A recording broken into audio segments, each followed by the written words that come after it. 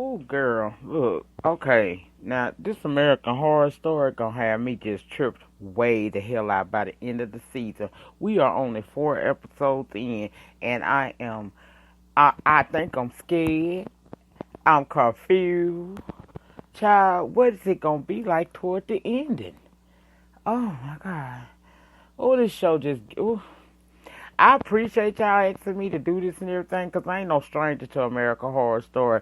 But y'all now, I remember why I had laid off a couple of seasons. Anyway, welcome back to the channel, everybody. TGIF. I hope you're having a good start to your weekend. I hope you then got your work week out the way, and you have a couple of days to enjoy yourself. Some of y'all might have even longer, 'cause I do believe a holiday is Monday.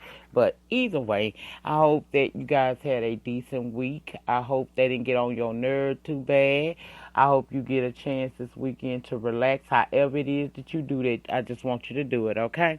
Let's get into Wednesday night's episode of American Horror Story 1984. This is season 9, episode 4, called True Killers. Child, that's a perfect name for this. A perfect name. Now, we open up the episode by going back to how Montana and Richard actually met.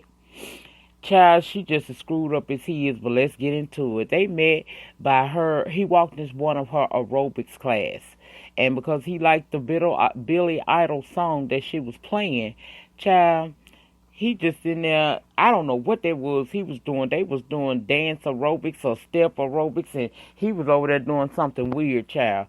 Child, he didn't come to exercise. He was feeling the music, though. And one of her students in this particular episode in this class did not like the music she was playing. He wanted something lighter, like a Cyndi Lauper song or something.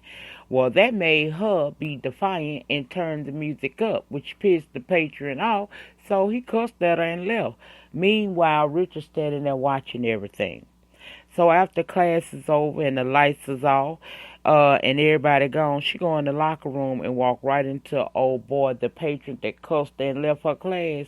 Child, Richard got him hyped up their leg, got his legs gapped wide open, his arms wide open, and he done cut him down the middle. He done gutted him like a damn Louisiana catfish. Yes, he did. He gutted that man.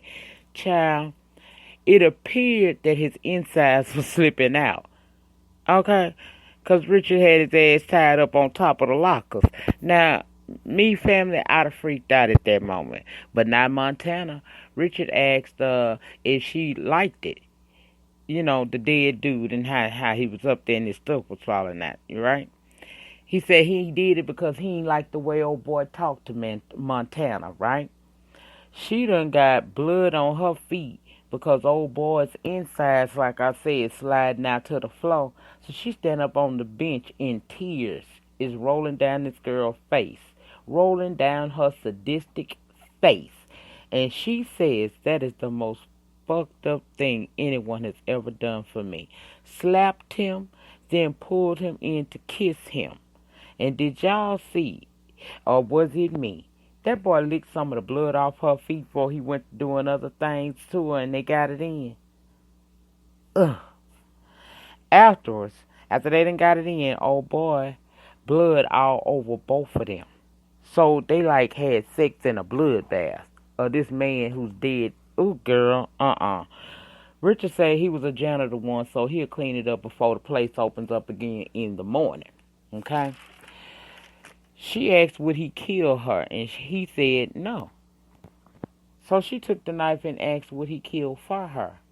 Well, that's a no-brainer. Hell, he already got old boy hiked up above the lockers, dead inside, falling out loud because he didn't, listen. He didn't want to listen to Billy Idol and asked you to turn your music to something lighter. So, yeah, I'm pretty sure he will.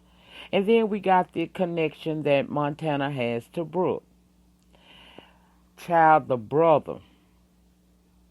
She is the brother of the man that Brooke's fiance Joey shot, thinking that he slept with Brooke the night before the wedding.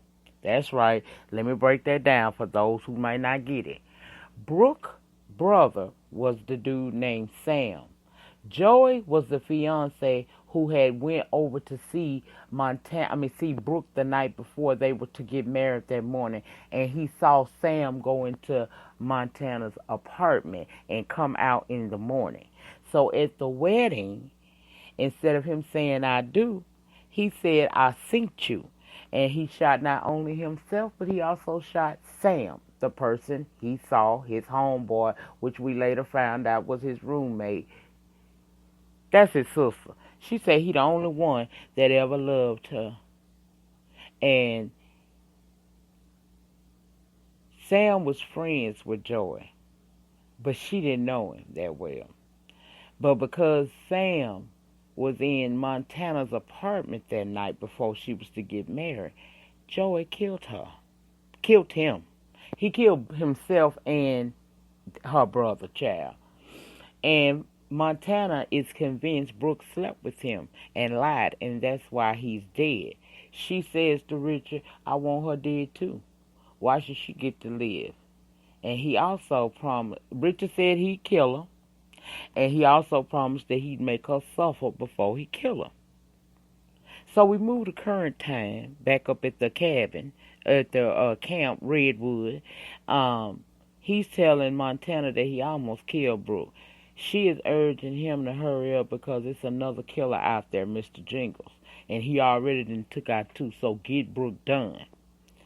Then we move over to Chet, Xavier, and Trevor. And Chet, they got Chet to a cabin, and he ended up passing out. Trevor hit him with an adrenaline pin, and it seemed at first as if we had lost Chet, but we hadn't lost him till he popped up. Now they hoping that the cops come soon when Xavier remembers Blake's car is up there by the showers with the keys in it. So that could be their way out. Trevor wanted to go get Margaret and Birdie first and bounce. Xavier said, what if it's too late? Trevor ain't trying to hit it. So Xavier said that he would go get Margaret and Birdie and swing back, grab Chet, and they could get up out of there. They can make it to Blake's car. Honey, how about they left poor little Chet with some suture scissors in case somebody come through? What are you going to do with that? Suture scissors. If you're in the medical field, you done seen them before. Girl, what the hell them suture scissors was going to... Okay. Anyway, they find Margaret. Margaret done discovered the little fat boy that was faking like he was Mr. Jingle. She found his body. Xavier telling her, look here. Well, Chet and Xavier was telling her. No, it was Trevor and Xavier. Yeah, because they left Chet back. Okay, they telling her that, look, we need to get the hell up out of here. But she talking about she's staying because the bus with the kids is coming in the morning and she can protect them because she got a gun. Honey, they left that ass right there. I said, that would have been me. Girl, I give you one warning. If you don't want to come on, whatever happens, happens. Anyway, Xavier make it to the mess hall and Birdie fixing sandwiches for the children that's coming. He warns that folks are dying and he asks her to come on. She said that this is silly. Y'all, why do everybody think that this place is such a horrible place? Ain't nobody dying. Then they hear Jingle's keys and she got real quiet. She offered to make Jingles sandwiches. He admitted that they ain't even let him out the hospital, so they let her know he done broke out. Child, she said when Margaret decided to reopen the place, she realized Margaret was still living in that night, and she just wanted to help her stop it, so she came back to work there. That's why she came back. Now, we can tell Birdie's scared as hell, but instead of Xavier, who is now ducked under the table because he was scared when he came in, instead of him being still, he gonna make a noise, and baby Jingles looked under there, saw him, and went for his ass. Now, poor Birdie got caught up in the mix, baby. Poor Birdie, she tried to help Xavier and ended up getting slung all across the room and done wrong by Jingles. Xavier gets knocked out and then thrown into an oven where Jingles has turned it on. So when he comes through, he's trying to get out because literally his ass is cooking. Brooke finally wakes up trapped in some place where Rita, a.k.a. Donna, done drug her ass in too. She ended up finding her way out of there and almost got caught in one booby trap only to get caught in another and neck grabbed up, child. Then you see Rita, aka Donna, show up again and says that she helped Jingles get free and she came there to meet him. She ain't that nurse. Her degree in psychology. She says she doing all of this for the science and she need to study him in his habitat. She got her hanging up there to see if he kills her naturally or will he have to be enticed to do it. Brooke is her human lab rat and told that girl you will be remembered as a hero. So basically, you serving her up. Anyway, Xavier about to die, but old Birdie then got to him and got him out that oven just in time. But she on her last leg. She can't wait for him to go get no damn help for her. She probably would be dead by then because she looked like she done got done up pretty bad by Jingles too. She asks him to just end it for her. And although he didn't want to, he did. He stuck the knife on through her so she can go on and die. And then he turned around and looked in the mirror and saw his face. Now, you know that just took Pretty Boy clean on out then. Anyway, you got Montana looking for Brooke, and she finds her hanging up in that net. She trying to free her, but couldn't. Brooke told her about Rita is the one that brought Jingles there, and they got to get out of there. But Montana couldn't seem to get her out that net alone. She said she needed something sharp. So Brooke tell her, go find something, I'm going to be fine. Okay?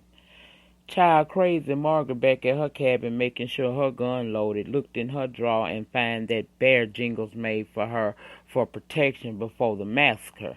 And then we got the backstory. Apparently Margaret and Jingles were seen as freaks, right? So when he made the carved wooden bear, some of the young folks at the camp made fun of them, calling them freaks and said they found love. She said she hated them, and he kind of was so into the fact that they were bothering her that he ended up nipping himself in the hand with the knife that he was cutting the carved bear. You know, he was doing that with. She gets his hand and sucked the blood out of it and asked if he was her bear. He said, I'll do anything to protect you. So she picked the knife up and handed it to him with she said it without saying it. So now she recalling all of that in her cabin. Montana finds Richard summing up answers from he said he was summing up answers as to where Brooke was from what he said was the master, aka Satan. Montana say no need. She tells him we found her. So they go to her so that Montana gonna stay in the background and watch her die. They reach and so does Jingles, with Donna and Montana both looking on from a distance. Richard said he gonna have to kill Jingles. Jingles said this ain't what you want, basically. Richard said Jingles' legacy is set. He gotta build his own. So they get to fighting. Montana sees that old Donna, a.k.a. Rita, is hiding up in them bushes.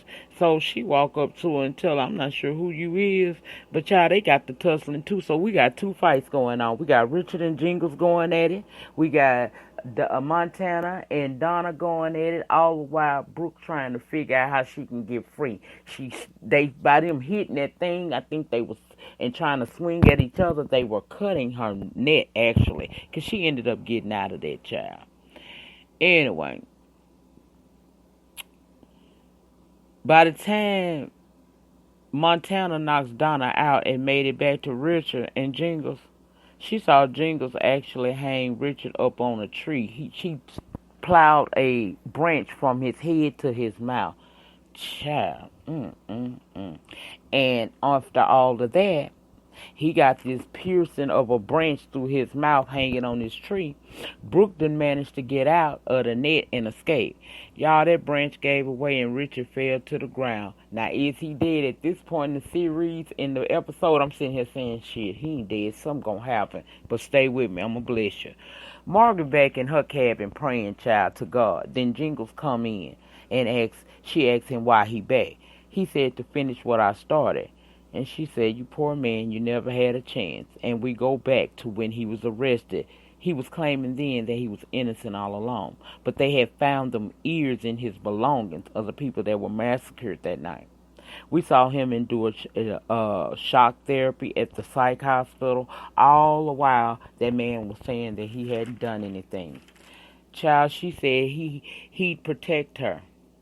But the girls at the camp that year continued to bully her and harass her and made her life hell. So she made it stop. She is the one that killed them. She used the ear thing from his war experience, but admitted that she made him keep his promise when he took the fall for it. But it was all her doing. And we saw her plant the ear evidence in his things. So that's how he wound up having them ears. He realized that she set him up, and he said he was locked up, shot up with drugs, electroshock therapy. Her dumb ass said she tried to fix it by reopening the place, but he showed up. He said he believed everything she said, and he was so. Child, he told her, I believed everything you said and you was lying to me all along. But see, I'm going to prove that you right about me after all. And he went to approach her and she shot him a couple of times. She said he was just a guy that was in the wrong place at the right time. I told y'all Margaret was crazy. Girl, Chet and Trevor hear the gunshots. Then Montana appear. They saying that she looking for Brooke. Trevor tell them to get to the car. Trevor go to see if Margaret okay. Get to her cabin, busted open, only to see Jingles dead, and she said she did it. No, he said, you did it. She said, yeah, after he killed you. What you mean after he killed me? And that's when she stabbed him in his abdomen and said it felt good. She ain't did it in 14 years. He tried to crawl away, but she ended up stabbing him again and cut his ear off. I said, what? Xavier made it in the woods, runs into Jingles, who tell him it wasn't him, and then disappears. Brooke showed up because his eyes was closed when she showed up, because he just knew Jingles was finna kill him. He said Jingles was just there, and then they hear this explosion. Child, Blake's car has exploded. You got Margaret, Brooke, and Montana, and Xavier just standing looking at it, and Margaret tells them that Jingles did it. She even blamed Jingles for killing Trevor, who she said was only trying to protect her. Now, child, the last scene was what I told y'all. Didn't I tell you it was going to be a twist to this? We see some type of out-of-body metamorphosis shit happening with Richard. We saw him lifted up off the ground. His wounds was healed, and he's ended up smiling, standing straight up. And guess who saw it all happen? Donna. Child, she saw it all. She tried to cover her little muffled sound from her screaming, but he started walking toward her, and that's where we cut off at. When I tell y'all this American Horror Story is something else, child, let me make sure I gave y'all everything. I gave y'all the story of how Richard and Montana met. I gave y'all the locker room scene. I gave y'all the scene where she asked him to go ahead and start killing for her since he ain't gonna kill her. We got the connection between Brooke and Montana that Brooke is still unaware of right now. We got the Chet, Xavier, and Trevor saga. How Trevor ended up dying. How Birdie wound up dying. How Xavier almost became some child of cake, or whatever you want to call him, a cupcake. He give me cupcake teas, girl. Anyway, we got her Brooke escaping the place that Rita had put her in, only to get caught up in a booby trap and be served up for human sacrifice for Jingles, not knowing Richard out here too. And yeah, I gave y'all everything. I think I gave y'all everything. If I happen to have left anything out, you guys please leave it down in the comment section. And I will see you guys again on No, it ain't going to be tomorrow. I can tell you now I ain't going to make it tomorrow. It's probably going to be Sunday when I drop a story time. Remember I told you yesterday, if you didn't watch the live, I told you I have a story time. Now, this one ain't going to make you chuckle. But the word that I'm going to use is riveting. Because what I'm about to tell y'all, child, it's going to be a lesson that you could take out into the highways and byways of your life and perhaps save somebody's life, okay? Anyway, that will all drop on my Lady Nyca live channel this coming Sunday. So make sure that you're subscribed over there with your notification bell on so that you can catch it. That's it. That's all. As always, in closing, family, the depth of your struggle will determine the height of your success. In the meantime, in between time, please remember to rate the video. Ratings get me recognized on these YT streets. Comment down below in the comment section. Let me know what you thought about Wednesday night's episode of American Horror Story. Is this shit not getting gory? Girl, it's good, but you got to watch it during the daylight hours. At least me anyway, because I don't do horror films.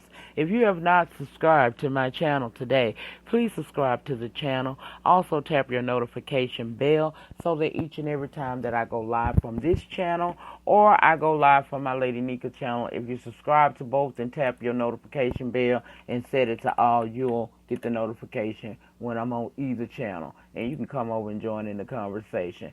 Enjoy the remainder of your Friday night. Have a wonderful Saturday, and I will see you all around about Sunday in the afternoon hours. Peace.